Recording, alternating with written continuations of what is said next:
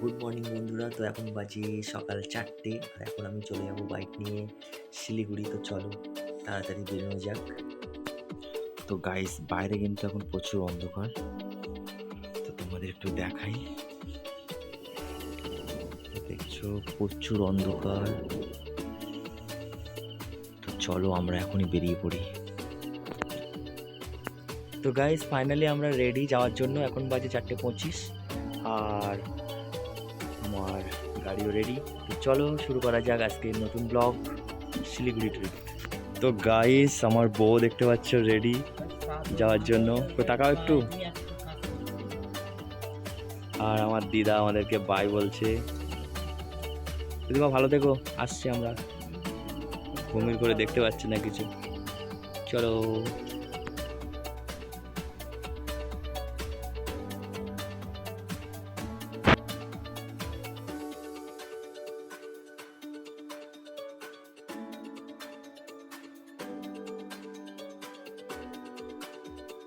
এখন আছি হাওড়া, আর হাওড়াতে দাঁড়িয়ে একটু চা খেয়ে নিলাম এই যে কাকার দোকান। তো আবার আমরা জার্নি স্টার্ট করব। আর এর একটু ঠান্ডা লেগেছে, অ্যালার্জি বার হচ্ছে। চলো কতদূর যেতে পারে দেখি। তো গাইস পৌঁছে গেছি নদিয়া। তো বন্ধুরা এখন আছি আমি নদিয়াতে আর জলেশ্বর মন্দিরে। তো এই হচ্ছে জলেশ্বর মন্দির, চলো তোমাদেরও দেখাচ্ছি।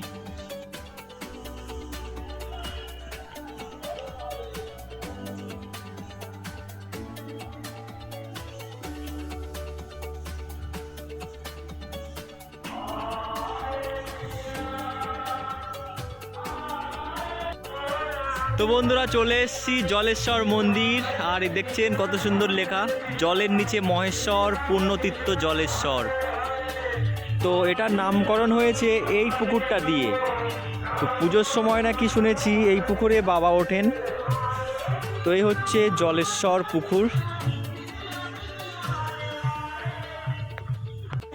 তো বন্ধুরা আপনারা দেখছেন নদিয়ার বিখ্যাত জলেশ্বর মন্দির।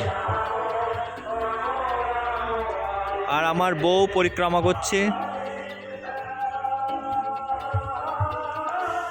আর পাশে আর একটা মন্দির তৈরি হচ্ছে। এই হচ্ছে নদিয়া শহর।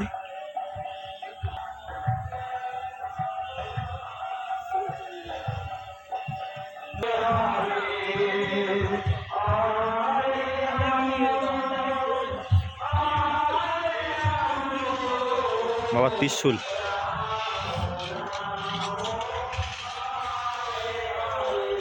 আর এই সেই অলৌকিক পুকুর, এখানেই বাবা পুজোর সময় ওঠেন।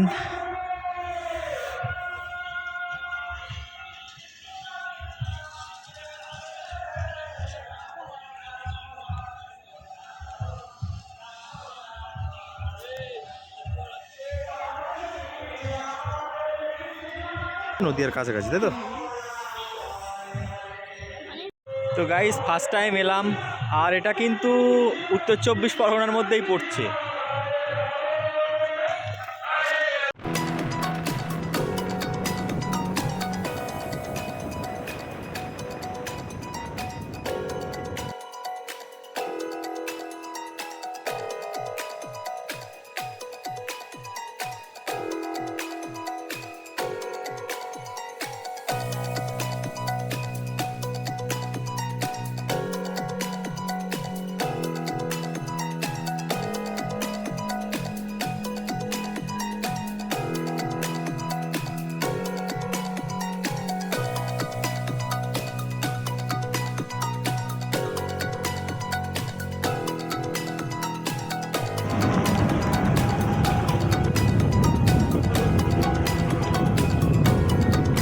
গাইস আমরা প্রায় পৌঁছে গেছি, এখন আছি ডালখোলাতে।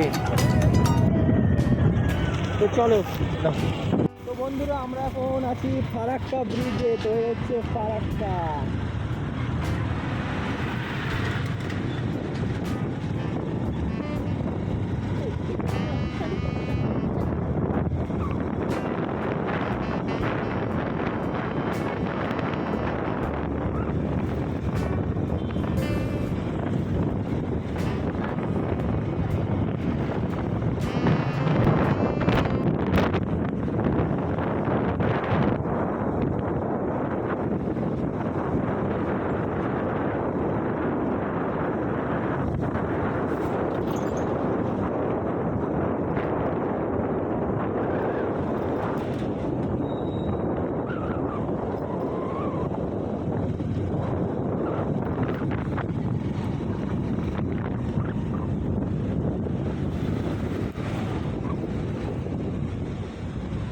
তো গাইজ এখন বাজে রাত 8টা। তো এখন আছি ডালখোলা।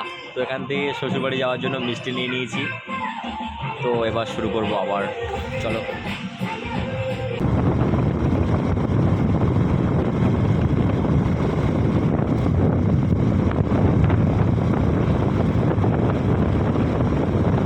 আমরা পৌঁছে গেছি দার্জিলিং। তো দেখতে পাচ্ছ কুয়াশা আর কুয়াশা চারিদিকে।